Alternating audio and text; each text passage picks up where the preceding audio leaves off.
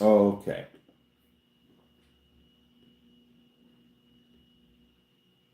Oh, you know what? Let me see. I was gonna watch something else on here.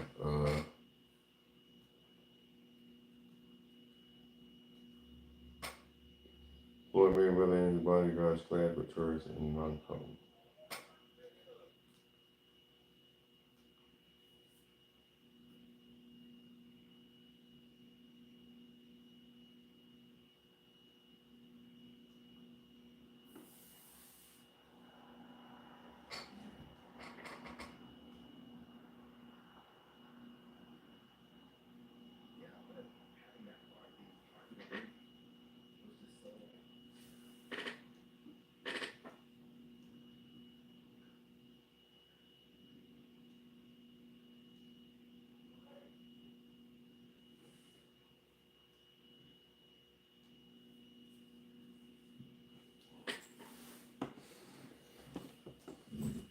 That's some hip hop shit. How the music industry erased the next Prince? Oh, Terrence Trent D'Arby.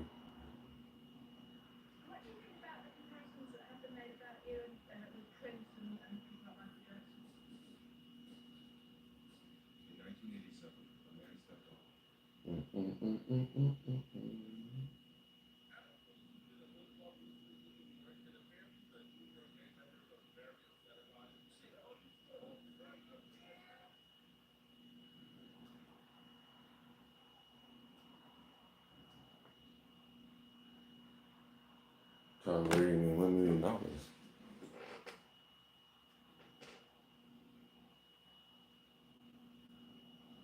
Oh, Kelly War.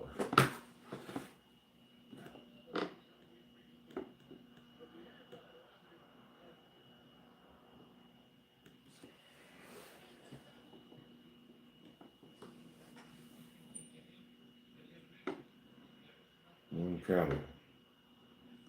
Hi, Robert. Let's see. The East. What's going on with you, Robert? The East. Let's see. What's this called? Oh, War. Cali. Oh, War in Cali. War in Cali.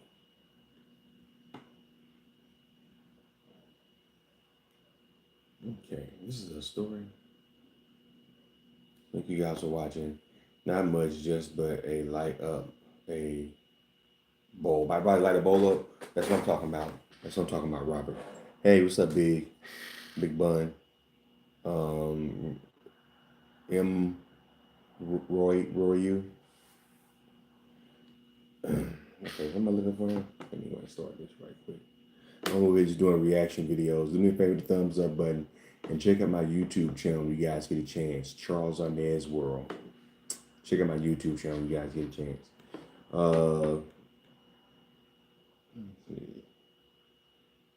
ARNES. Playing NBA 2K. Playing NBA 2K.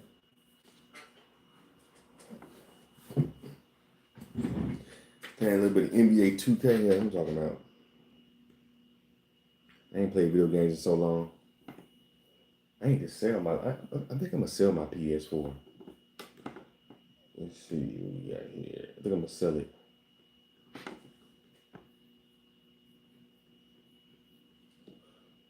I'm looking for South Central. And on the east side of South Central, it became known for the early formation of the Crips, which later, as we all know now, became bigger than just LA. It became worldwide. But during the 70s, Big Sleep was just a child. His life wasn't revolved around the streets, but with the toll life put on him, eventually his life will turn to the streets. Sleep's early childhood was painful. At just 7 years old, he lost his father to leukemia. Thank you for your W's. Thank you for your W's, Roy. Father served a role as a protector. Thank you for the W's. Appreciate that. All right. And also instilled That's morals. love. That's blessings. Love. That's beautiful. Not having a father Oh my God. Thanks for the love. Thanks Thanks for the thumbs up, guys. Appreciate you guys. Oh my God. Losing one parent is Who we got up in here? Where's everybody from? In Sleep's case, his childhood only got worse after that point. The next year, just at 8 years old, Sleep's mom will also lose life.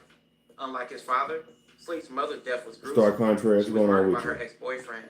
Appreciate it, Sleep, at the age of 8 years old, Roy. to the scene of the crime, where where he seen his mom being Thanks for carried the out, 5 thumbs seeing up. the bloody outcome of her death inside the home where he lived. Seeing this scene and the loss of both of his parents set the stage of what Sleek's life would ultimately turn out to be. His life was never the same. He began to act out and wouldn't listen to anyone, feeling I don't have parents. Busan, is that in Korea? And all the trauma that he faced eventually led to You in Sleek Korea? joining the streets and joining the gang in his early childhood. The east side of South Central by the 80s and 90s was fully gang infested, and violence in LA was at an all-time high. It was rare at a point for You from one of my favorite movies. Sleep began to associate himself with a gang called the Q102 East Coast Crips. Q102 are a part of Alliance of the East Coast Crip gangs. That is one of my favorite movies. Train to Busan. So you really from where that movie was made? Wow, that's pretty cool. Train to Busan is one of my favorite movies. That's like one of my I can watch the movie and over. That movie is like a classic film. That was a well did movie. That's like one of my all time favorite zombie movies. Like, and you live where they shot that movie at. That's crazy. Busan. If you haven't seen Train to Busan, it is one of the most well done. It was gory, but it was, I don't know, it was a good movie. It was a really good movie. Part 2 wasn't all that good. I didn't like part 2, but I think it's on Netflix, Train to Busan. If you haven't seen Train to Busan, it's really good. Like, it's a really good movie. It's on, it's kind of gory, so if you don't like gore, it can be a little bit gory, but it's scary, but yet it's well did. Train to Busan. And you actually live in Busan, that's right. If I'm saying it right, Busan, right? It's Busan. Busan. The stream is actually about me just sitting here doing reaction videos. I am. My name is Charles. I'm from one of the most biggest YouTube channels on YouTube. It's called Charles Arnaz World. It's called Charles Arnaz World. If you haven't subscribed, go and check it out. Busan. Okay, it's Busan. Busan. I figured it was Busan. I said Busan. Busan. So it's Busan. Busan. Yeah, Train to Busan. That movie was good. Busan. Is it does the A go up? Busan. Let me finish doing this video real quick. I'm doing some reaction videos now. But when you get a chance, go ahead and subscribe. You had the saying right the first time. Okay, so Busan.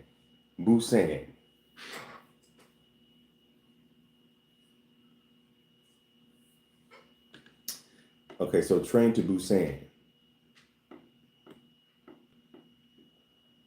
Yeah, that's a good ass movie.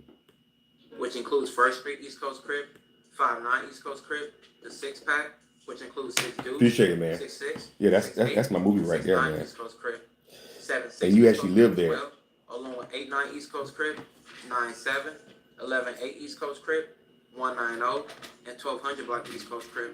Jumping in the streets will lead to Sleep facing life or death situations and jail time for several crimes to benefit his gang. And also his current case, he currently is behind bars for. On April 2016, several members of the Q102 East Coast Crips, including Little Hitman, entered the Kush Kings Medical Dispensary on South San Pedro Street. Little Hitman knew the owner and led other gang members in discussions to tax the dispensary.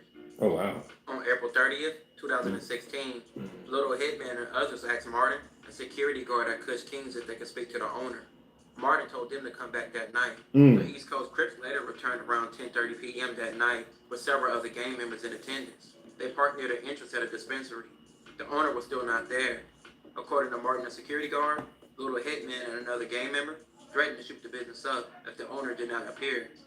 Martin and Dominique, another employee, testified they were frightened because the gang members were blocking the dispensary door, as well as Martin and Dominique cars, which are parked in the front on the street.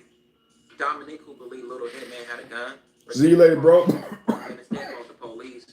The police Take care, arrived man. at the scene and surrounded the building. My boy and right arrested there. the gang members at the scene. Korea. A videotape from security cameras of the business I'm gonna go was to later Korea. played for the jury. No firearms were recovered from the people found at the dispensary. In July 2016, Little Hitman, Baby Hitman, and Big Sleep, and several other gang members developed a plan to tax the business next to the Eco Recycling on South Main Street. A woman named Chanel had seen several people moving equipment for growing marijuana into the building.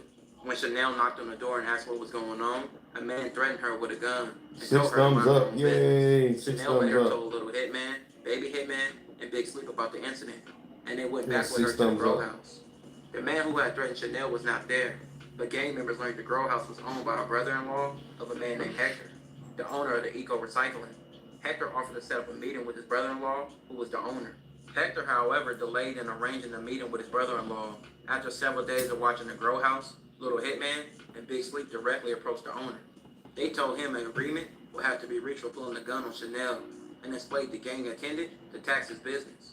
Little Hitman and Big Sleep reported to the other gang members in their hood that the owner had agreed to pay 5 pounds of weed and $10,000 per month to compensate the gang and to continue to operate in their hood. Hector would handle the agreement on behalf of the owner. But Hector, he procrastinated, telling Little Hitman and Big Sleep he did not have the money. Eventually, he provided Big Sleep with some money and some weed on behalf of the grow house, which was shared among the gang members in his hood. 5 The amount pounds. of money and weed was less than the amount agreed upon. So Big Sleep returned to the Eco Recycling Center, and Hector was again putting them off. The East Coast Crips believed that Hector was taking a cut of the amount they were supposed to be paid. They decided he had to face retaliation. Although Chanel did not accompany Little Hitman, Big Sleep, and Baby Hitman when they went back and visited the Eco Recycling, they told her their return with Baby Hitman, and Baby Hitman had 2 guns, including an AR-15. Big Sleep told Hector he represented all Crips, and if Hector wanted to stay in business, he would have to pay money. Hector denied anyone associated with his business had pointed a gun at Chanel. I'm doing good, Robert. How you doing, man? Doing good? The next day, Big Sleep and Little Hitman demanded $2,000 for the incident with Chanel and monthly payments of the same amount to operate the recycling business. What kind After of? that conversation, Hector purchased and installed security cameras outside of the Eco Recycling office. Throughout the rest of June, Hector resisted Big Sleep and Little Hitman's request for money by inviting them to smoke and drink with him, while claiming he had not received money from his brother-in-law. Hector later stated he was afraid of the gang and used a friendly demeanor to defuse the situation. I Sometime don't in get what's June, going on. Big Sleep and Little What you up to, told boy, Hector man? he What's owed going on, money Robert? to Where you July, from? as well as penalties, and demanded that he pay $10,000. On July 27, 2016, after having been put to the side multiple times, Oh, this is Big stupid. Sleep and Little Hitman entered the Eco Recycling office and demanded money. Hector, feeling threatened, did not resist. Little Hitman took approximately $7,000 from a desk drawer and put it in a bag and left. Half an hour later, Little Hitman returned accompanied by his brother, Baby Hitman, and another gang member named James. He demanded another $3,000. Big Sleep followed I a few found minutes a later, wild and Baby horse, Hitman had a and pistol. I'm going And to James had take an assault rifle. it to the Baby state. Hitman threatened Yeah, Hector. Indiana. and You in pointed his gun Indiana? at You found a Hector's wild. employee. You found a wild Baby horse. Hitman began opening drawers and took a gun that belonged to Hector.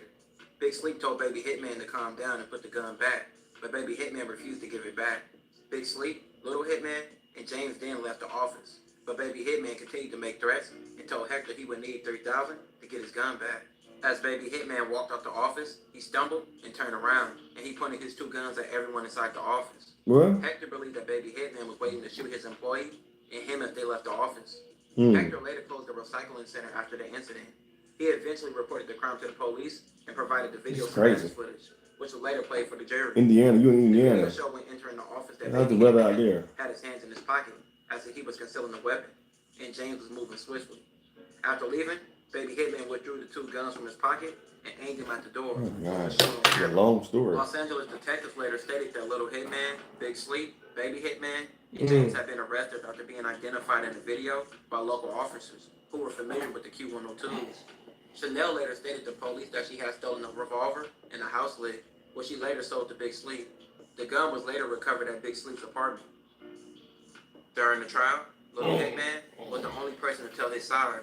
Little Hitman admitted that him, Baby Hitman, and Big Sleep were members of the Q102 East Coast Crips. According to Little Hitman, he was a patient at Kush Kings and had developed a business relationship with the owner, purchasing large amounts of marijuana for resale. On April 30th, 2016, He was turned away from the business when he could not produce his medical certificate. He said Martin, the security guard, told him to come back later when the owner was expected to be there. When Little Hitman said he returned with his fellow gang members, Martin told him he had not been able to reach the owner. When Little Hitman waited for Martin to call the owner, again, the police arrived. Little Hitman said he never threatened anyone and had only intended to buy weed. Addressing the robbery at Eco Recycling, Little Hitman stated he became involved with Chanel, told him someone at the grow shop had pulled a gun on her. Little Hitman and Big Sleep accompanied her to speak with the owner of the shop. The owner told them to step around to speak with his business partner, which was Hector. At Eco Recycling, the grow shop owner is trying to extort. They're trying to extort that invited man. Little Hitman and Big Sleep to come back the next day to discuss amends. According to Little Hitman, no threats were made, and the tone of conversation was civil. The next day, Hector told the security guard who threatened Chanel would be fired, and Hector and his business partner would sell them weed at a cheap price. Soon after, Hector, who was friendly to them, shared samples, which they smoked, and they all drank at the Eco Recycling office. Oh, wow. Little Hitman brought weed from Hector multiple times and sold it to his clients. He arranged to buy a pound of weed from Baby Hitman and paid Hector $1,600 in advance, he said. Little Hitman and Big Sleep received the weed from Hector, but when Baby Hitman examined it, he told Little Hitman the amount was short. Little Hitman said he returned to the Eco Recycling office. Hector's employee was sitting near the door with a gun in his lap. Hector had a rifle, he said, and another handgun was on the desk. Little Hitman told Hector the weed was short and asked to swap it for another bag sitting on the table, which Hector refused. Little Hitman then said Baby Hitman then walked in, visibly angry, and was followed by James. Although Little Hitman didn't see either with a weapon, Hector's employee responded to Baby Hitman with an aggressive manner and said he was a blood. Hector told everyone to chill and be cool. Little Hitman said what happened next was that Big Sleep walked in and Hector told him to get control of his boys. James asked why Hector and his employee had guns out and if they were being set up. Hector denied it and said it was no setup. He said he could not reach the grow shop owner. He offered his guns as collateral. Little Hitman left and assumed the fellow gang members left with him. Little Hitman received 22 years plus 4 life sentences. The sentence consisted of a life term for conspiracy to commit extortion at the Eco Recycling and doubled as a second strike sentence to 14 years to life, plus 5 years for prior serious felony convictions, plus a consecutive life term for conspiracy to commit extortion at Kush Kings, and doubled to 14 years to life, plus a consecutive term of 12 years for assault with a semi-automatic firearm. How much time did Baby he get? Hitman will face the same charges, and he received life as well. Oh, and his yeah, earliest life. parole date is in 2052. Damn. At trial, Big Sleep received 3 life sentences, plus 106 years. He is now 52 years old, and his earliest parole date is in 2041. His charges range from conspiracy, 2041. robbery, extortion, gang enhancements, and several other things. Big Sleep 2040. Damn. So the other dude got 2050. He ain't gonna be eligible for parole. Yeah. Oh shit, I ain't got it up. He ain't gonna be eligible for parole until 2052 and 2041. That's another. We only in 2026 and 25. Let's see. We still got another 16 years where he up parole. That's fucking insane. Including all the time he already, as long as he's been in there. That's crazy. Wow. has been in jail since 2016, and he is still hopeful about a release one day. This will conclude this episode. If you haven't already, check out my previous episode. Yeah, this is Warren Cali. I mean, I'm confused about how the story. All that street stuff, man. A lot of that stuff be back and forth.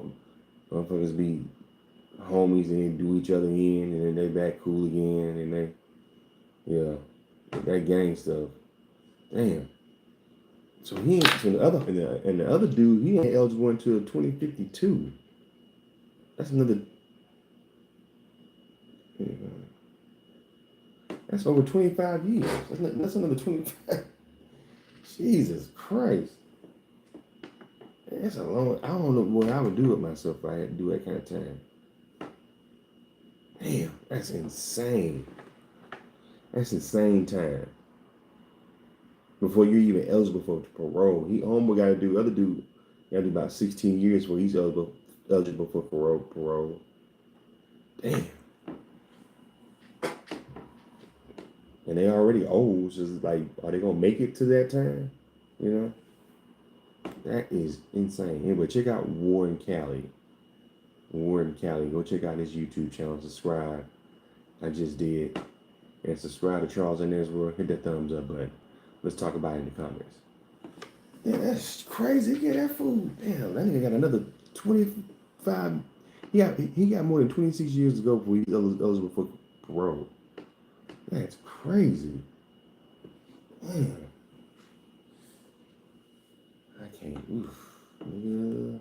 I don't know what I would do if I was a man. I don't even want to think of like that. That's crazy.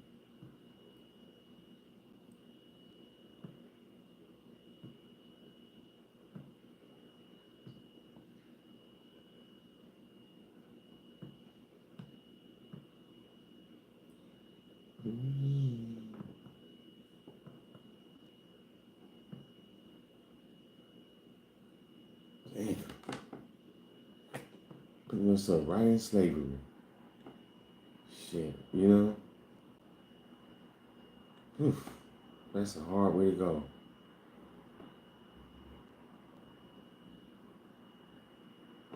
So you putting yourself right in slavery when you put yourself in positions. This whole shit is rigged up, man. You know what I'm saying?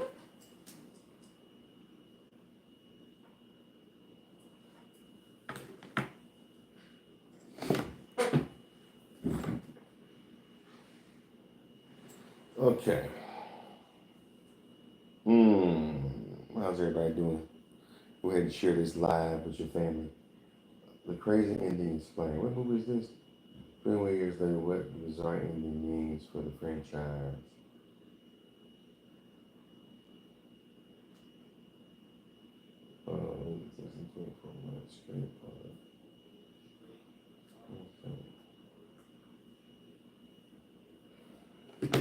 Oh, I do want to see. I want to see that 28 weeks later. I can't wait to watch that shit. 28 weeks later.